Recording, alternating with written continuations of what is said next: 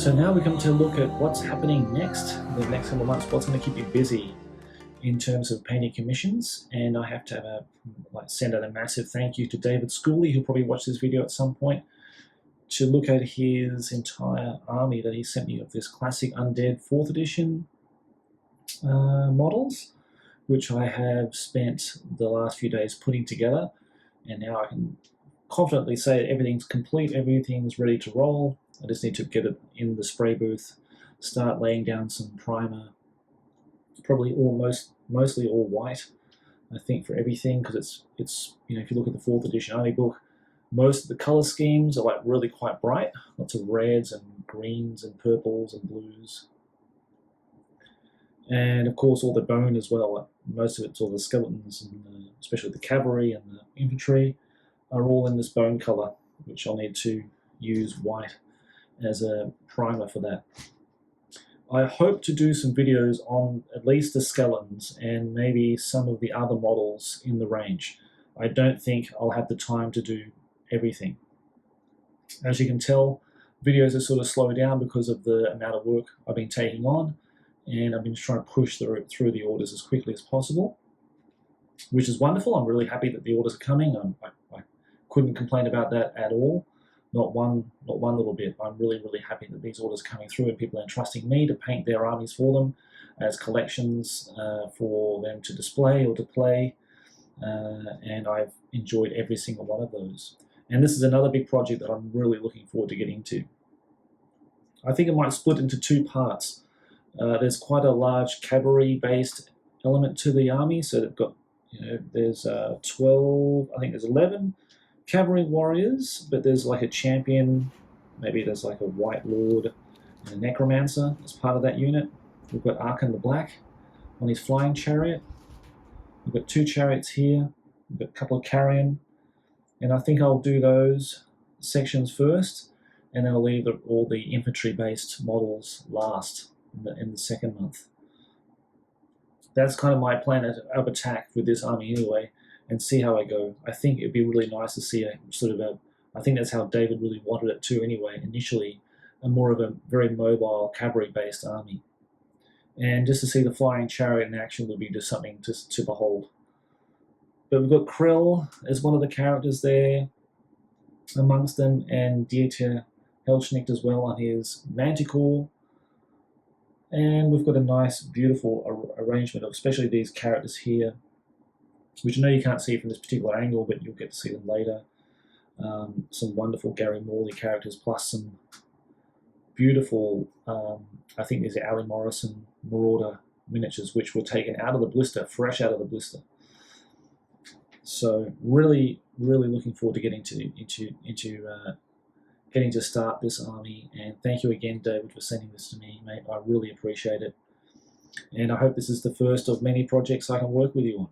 Okay, so let's get on to the community questions. Guys, thank you very much again for your questions for the Q&A session we're going to do today, and appreciate all the people who submitted a question, however large, small, funny, serious, or whatever it might be, related to the channel, related to the painting commissions, related to me and painting, or whatever it might be.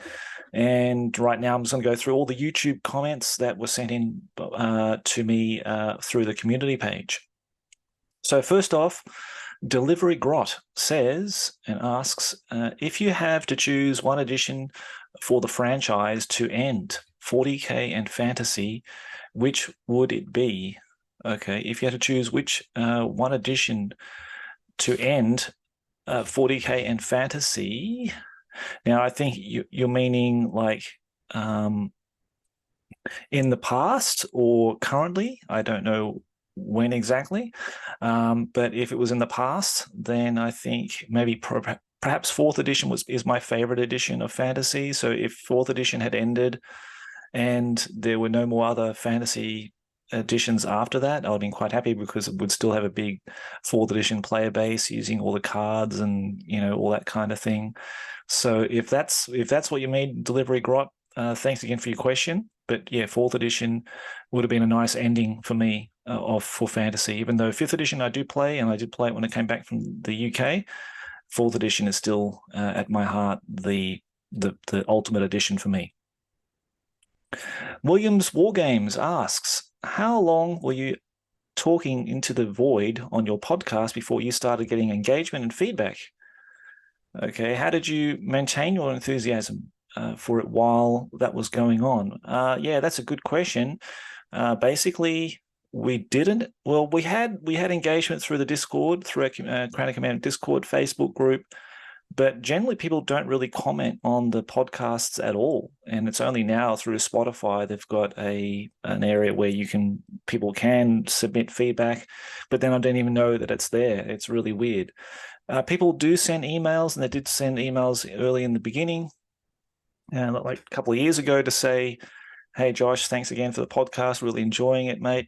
I really enjoy the interviews and that kind of thing. So sometimes people did email me out of the blue, and it was really nice to hear people talk about the podcast in such a positive light, and it brought a lot of positivity, perhaps during a pretty tough time as we're going through the pandemic at that stage around the world. So that was really good to hear. So my enthusiasm sort of never died down. It was kind of like I really wanted to do this. I really wanted to speak to people and interview people about the hobby and about their history into the wargaming tabletop hobby. So it was always fun to meet with people online and get to know them, and thankfully forging a lot of friendships along the way.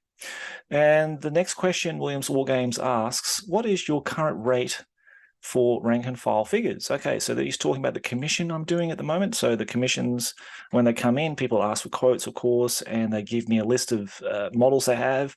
If it's like fantasy and it's rank and file, and for example, Gordon Ennis was kind to send me a quote on his Orc and Goblin army, and Gordon is a long-time patron for my Patreon. Thank you very much again, Gordon. And he basically said, mate, I've got all these plastic goblin archers. How much would it cost per model? And I'm looking at it, and the way I sort of assess it is, okay, how many can I knock out in a day? And if I think I can confidently paint 10 in a day, it'd probably be 10 US dollars. So it's basically my $100 a day, which is kind of the minimum I work on. So basically, I look at the time it takes for the models I need to paint. If there are like lots of freehand shields and that kind of thing, it might take longer. So then the price sort of increases. Generally, on a general base, $30 US dollars is the current rate for rank and file figures, but that may change depending on the size, depending on how much work it is. The Goblin Archers, for example, are quite minimal in terms of painting. It's just mainly black and highlighting the black and the green skin and a bit of red and a bit of brown, and they're right. So that's basically giving you a rough idea how much rank and file figures cost per model. Next question, what is the best tasting paint, and why is it Humbrol enamels?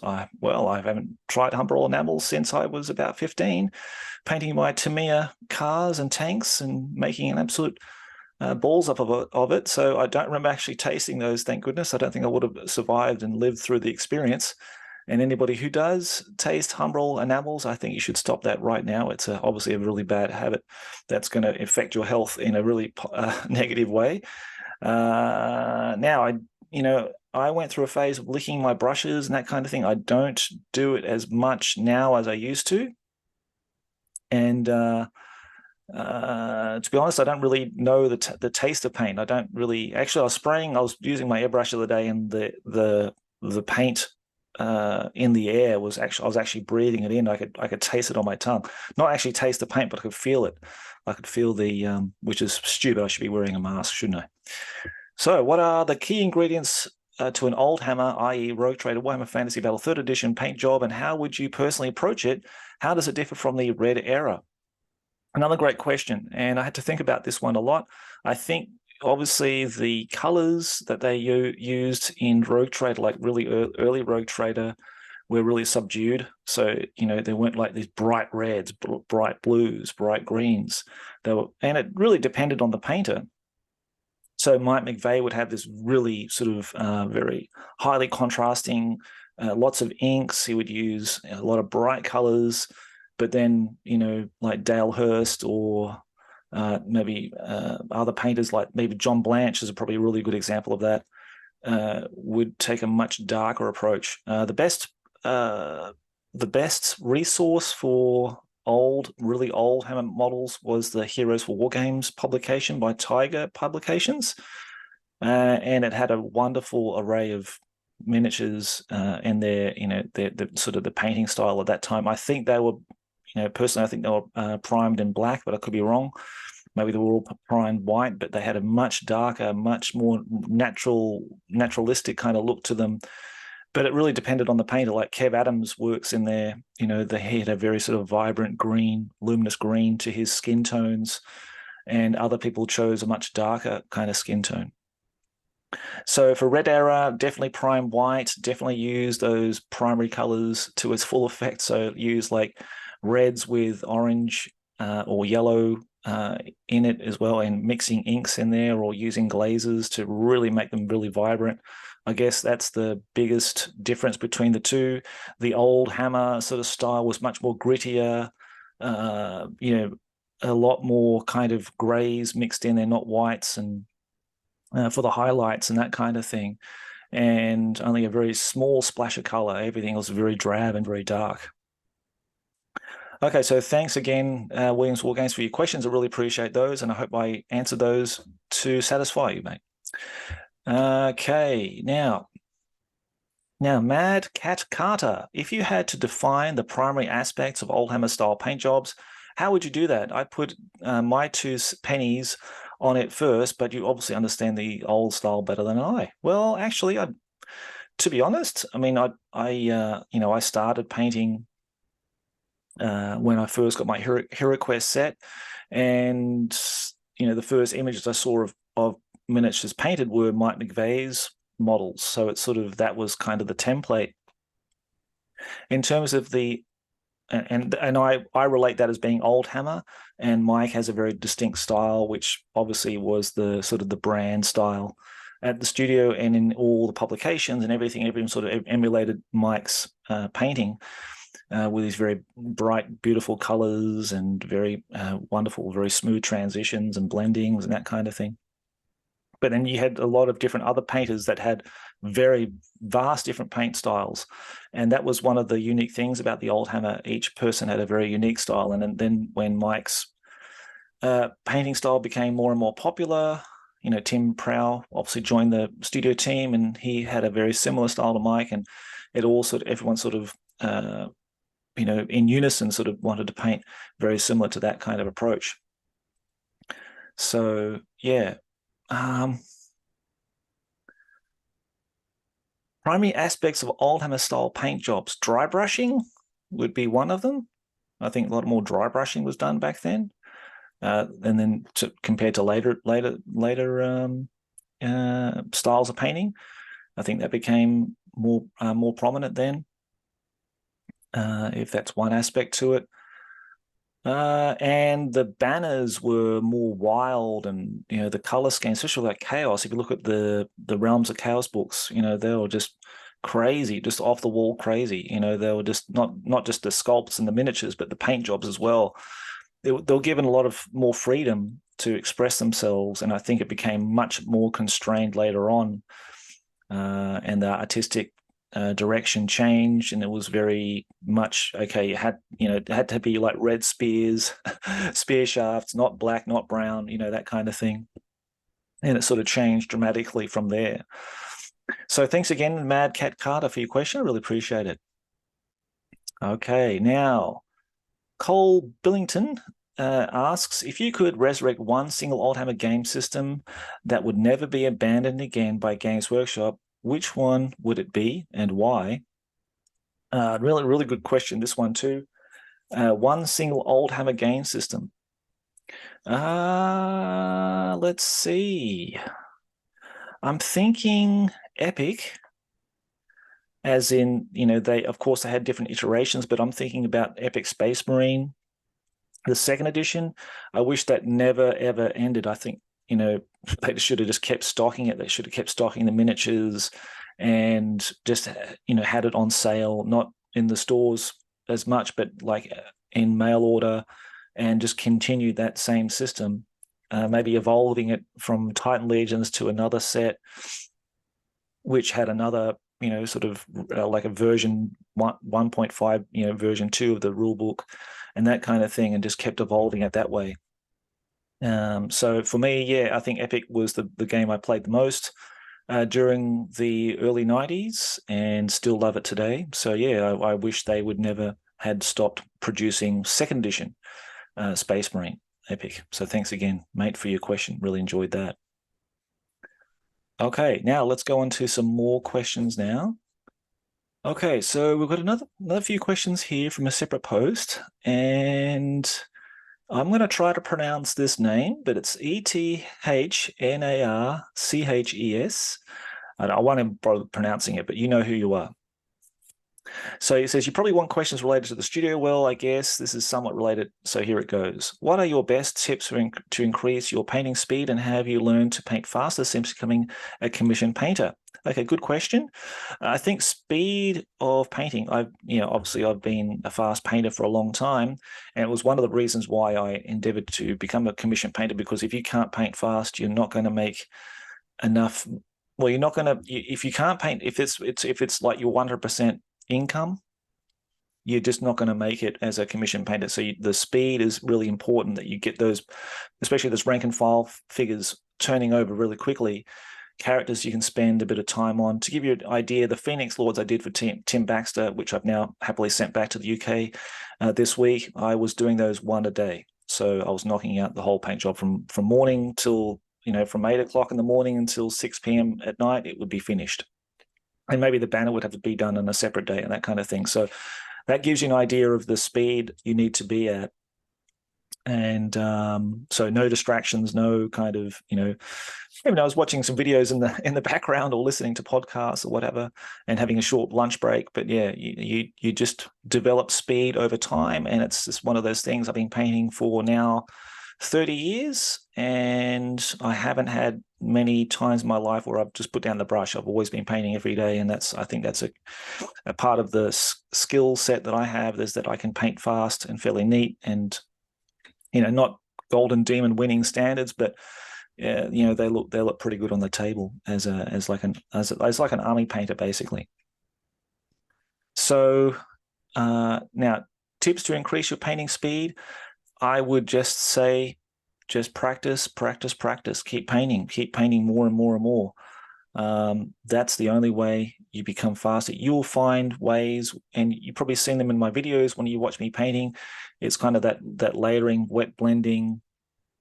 You get you can see results and get a quick resolution to the painting process much quicker if you paint a lot more, and your speed will increase with that, and you become more comfortable in how to approach different things. And it just comes down to experience, mate. So that's probably my only tip for you. Just keep practicing every day, and you'll become better and you'll become faster.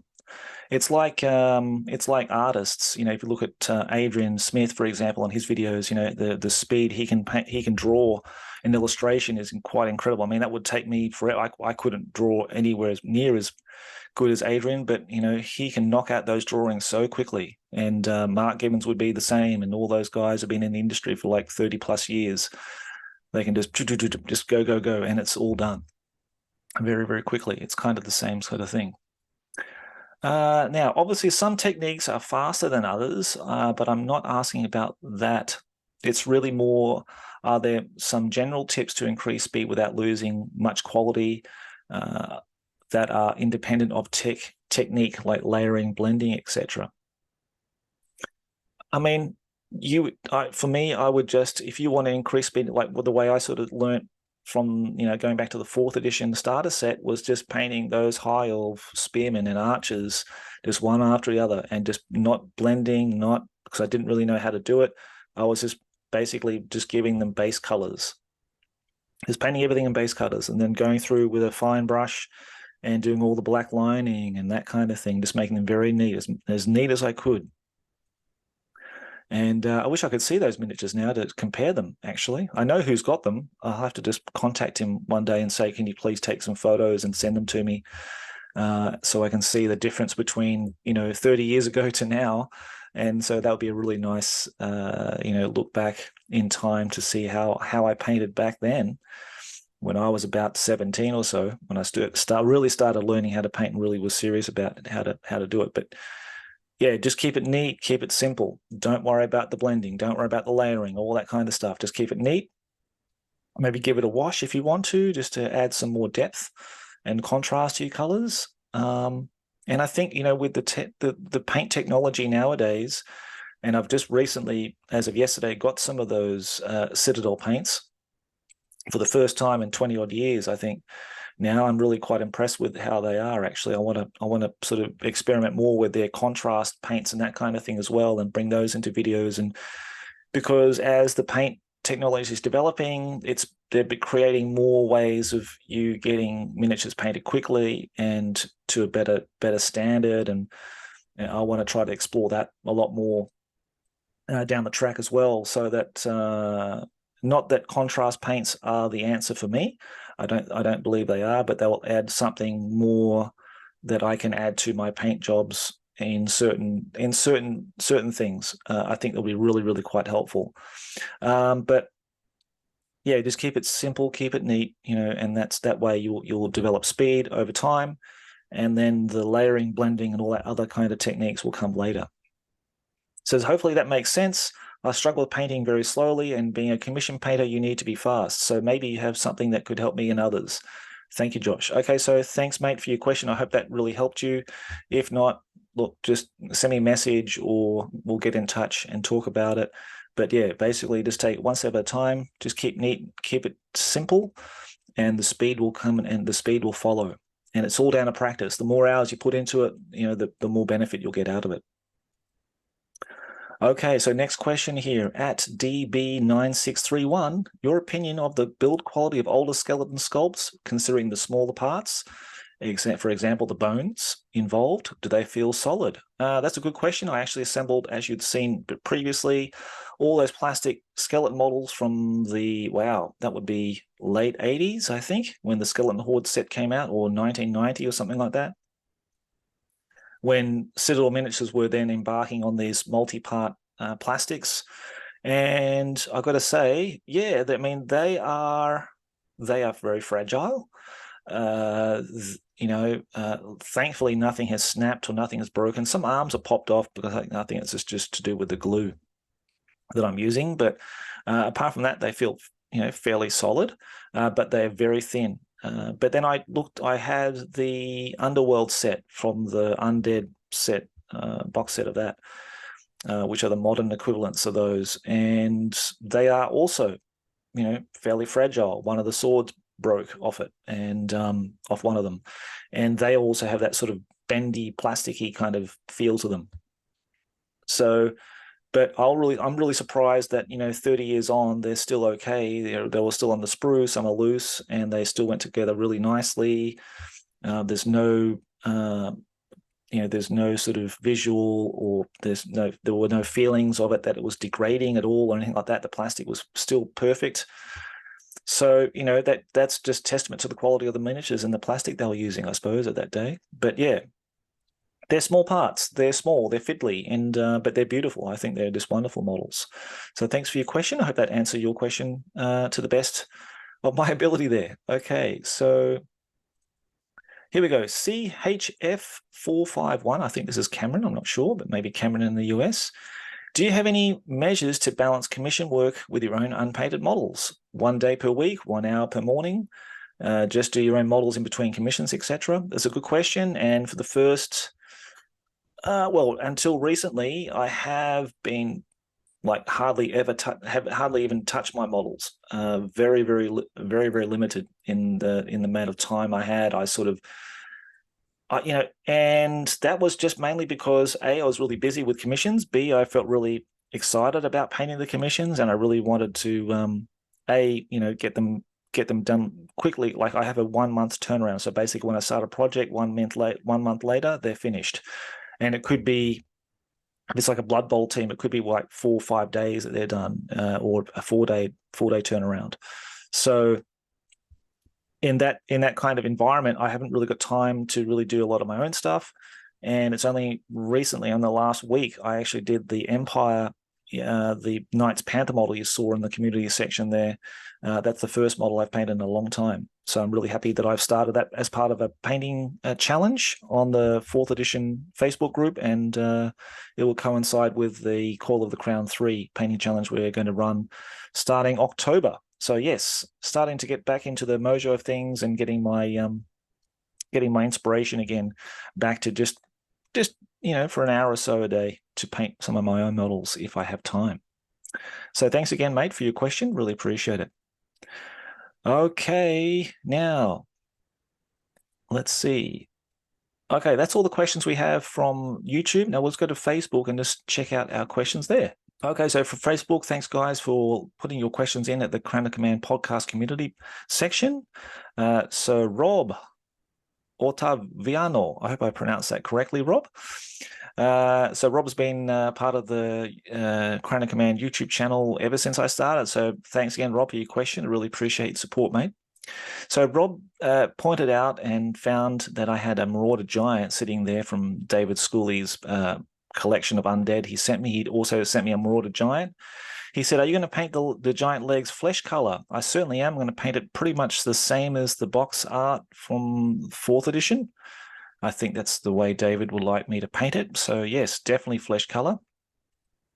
Depending on the rating of the video, can you explain why, with such a short skirt, there is no visible junk? Well, you can have a peek underneath the skirt if you like to, mate. But I had a quick look and there was nothing there. So unfortunately, Ali Morrison just let you down there, mate, and not giving you any, not even briefs, not even giant underpants. It would be nice to see. But thanks again, Rob, for your question, mate. Dan Buman, my old good friend Dan Buman, if I can say it correctly, over in the United States. So thanks, Dan, for getting your question in, mate. He said, it looks like a really fun commission you're doing for this for David. I'm interested to see what paints and techniques you use for the skeleton bone. I'd like to look at I think I'd like to achieve the look of the 90s studio skeletons, which I assume you'll do as well. Every time I think about starting my undead army, I hesitate because I'm having a difficult time committing to the color of the skellies.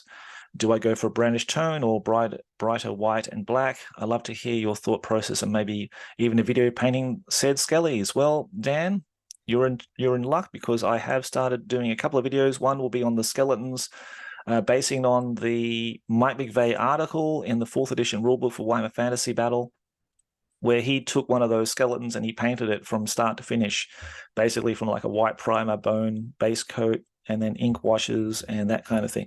So I'll do that. I've worked out a technique that I was really quite happy with, that it allowed me to paint the skeletons quite quickly and giving a quick turnaround, as because the price per model that I was quoting David, I wanted to keep it as low as possible because there were quite a lot of infantry and cavalry as well, and they can be quite pricey. But luckily I found a good technique where I can churn them out pretty quickly and still getting nice results, nice clean results. So I'll feature that in a video in the future. So look forward to that. That plus some of the whites as well. I'm doing some whites as a painting video as well, which will be quite fun. Okay, now Dan also asks, also curious to hear how you avoid burnout while being a commissioned painter and how you work in painting your own stuff. Okay, so we talked a little bit about painting my own stuff before from a question on the YouTube channel. And burnout, well, fortunately, I have not suffered any burnout. And to be quite honest with you, I really look forward to painting each day. And I get up usually about 6:30. And I hit the paint table about 7 o'clock with a cup of coffee, and away I start. And I really enjoy watching these projects evolve and then showing photos to the clients and saying, today I did all this, and getting their feedback. And it's really a nice positive exchange of updates and that kind of thing. And they can see their once lead pile becoming painted and looking nice on the tabletop, so for either display or playing in the future. So thankfully, fingers crossed, I haven't suffered any burnout. I'm actually now, doing some of my own painting when I do have a chance in my free time outside of work. So it's been really good, mate. And I even posted a photo of my great Gargant for Epic, and now I have got more paint on that since that last photo. So that's been good to see.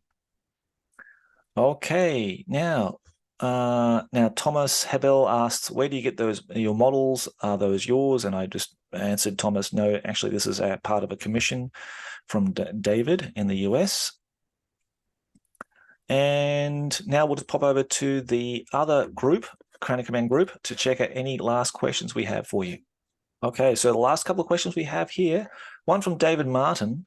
Curious what your favorite Warhammer army is to paint. Also, any ideas on how one would paint witch elves to look like the ones in the 4th edition Dark Elf Army book? Thanks again for your question, David. I had a good think about this one. And my favorite Herohammer army to paint. I really enjoyed all of them. The dwarves, the goblins, especially, probably the two standouts. The high elves are nice, but they're not my favorite army to paint. I would have to say I'm more interested in the dwarves and the goblins, that kind of thing. And the Skaven, again, I enjoy painting them. They're not my favorite army to paint, though, to be honest. And now I've started the Empire. I've really enjoyed painting all the heraldry, all the freehand on the barding. It's been my dream to paint something like to that level. I mean, the technical level to do something like that is very, very high. So I feel confident now that I can approach that in a more confident way. So I think maybe, who knows, maybe the Empire could be the favorite army to paint as a display army. The high elves were meant for that display army, and some of the character models I absolutely love doing. Rank and file, not so much, but hey, it's the life of a Herohammer army. You got to paint the little guys as much as the heroes and characters and that kind of thing. So yeah, that would probably be my answer for now.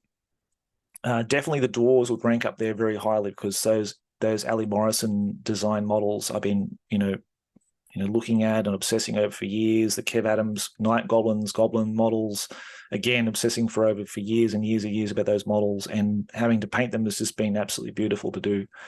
So yeah, I've got a shared love of all those kind of armies, especially from 4th edition. Now, in relation to the Witch Elves, I actually got to paint some of those when I was at the studio, and that was the only time I ever painted any Witch Elves. And I've got to be honest, I didn't particularly enjoy it.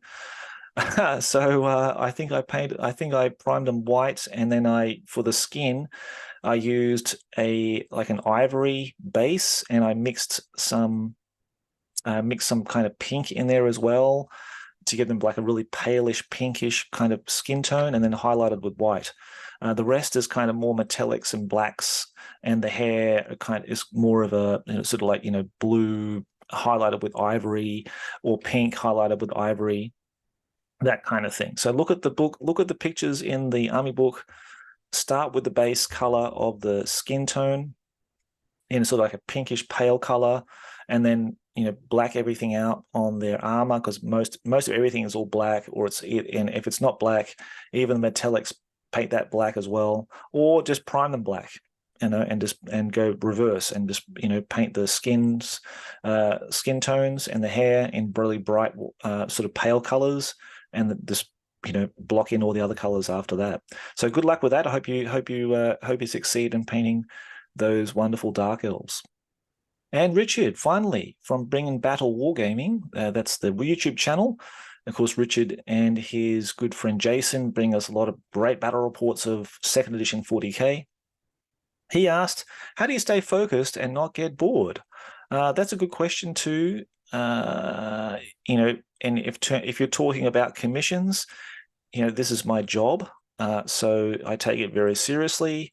It's not like, oh, well, we'll just spend 30 minutes playing PlayStation, and after that I might have a cup of coffee and then start work. It's kind of like I start from when I get up in the morning. I'm already motivated to sit down on my chair, get the paints out, and let's start and have it like a target. So each day I might say, okay, I need to paint 10 skeletons, or one character model, and I need to get that finished by the end of the day, because that then values a certain monetary value which covers me for the day, and I feel good about it.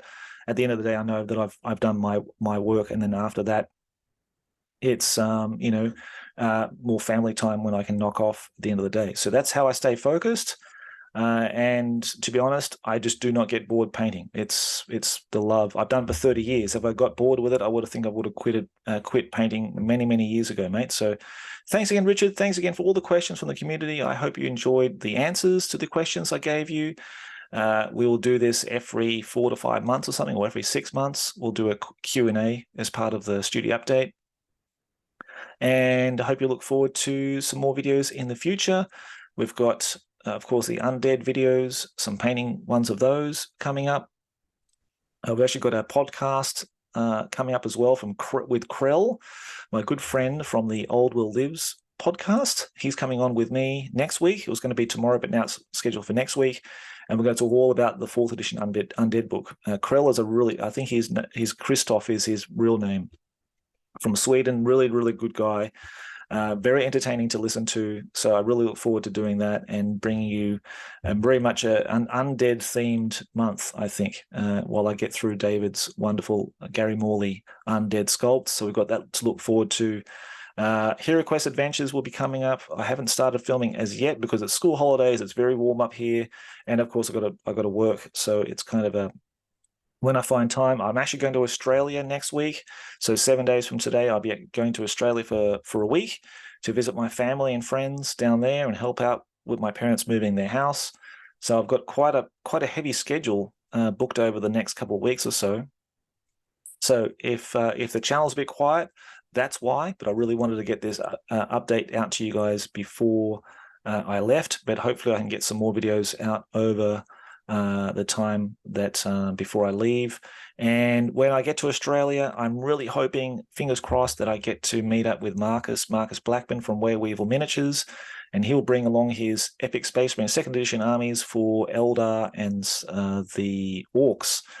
And we're sort of planning a day where we can get together and have a big game of Epic 2nd edition, and with Chris and Mark, another two, some of my oldest friends, basically, getting together and playing Epic. Me and Chris played Epic when we first got into wargaming, tabletop wargaming, 30 odd years ago. So it'd be awesome to have that experience of playing again 30 years later, playing Space Marine Epic again. So guys, hopefully I can get some video and some interviews or whatever planned for you guys for that. Check out the podcast. There'll be something coming soon, release for that as well. Thanks again for your support. Take care. Hope you have a good August, and I'll see you next month. Take care. Bye-bye.